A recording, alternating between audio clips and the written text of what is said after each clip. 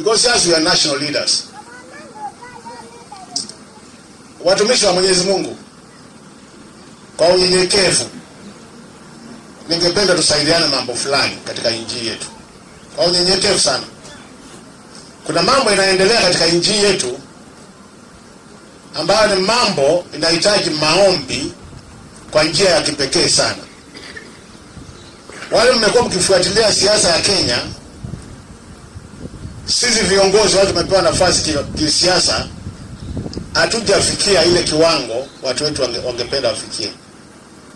Kwa hivyo watumishi wa Mwenyezi Mungu tulike ila mugamba wazia kuboya kutaweteka na kuluma.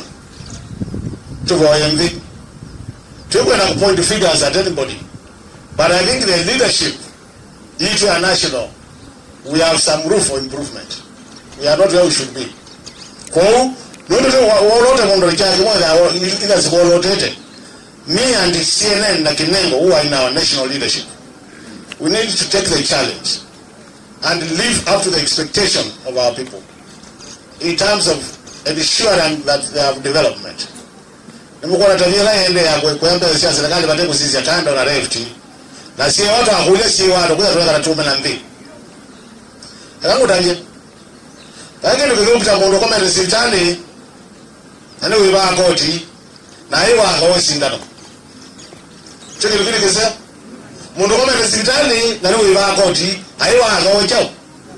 Na sasa ile kuna yetu kwenda wani kwa tuwa wikata. Wiba. Kuna tu wao ya tongo. Na twawa ya tongo zitu asobya. Mbe ya Kenya ngaya tunaingie mbe bali na muno. Tukakwata utongo inaweza tudhiwa asa muno. Kitu hiki tumuchona akili ukije kilu kwaza de dry. Ela tu ikwata siri yacho.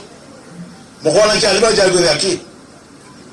Asitumbi hizi kuzi kana utongo. So if we get our leadership right, we will be able to push this country to the next level. This is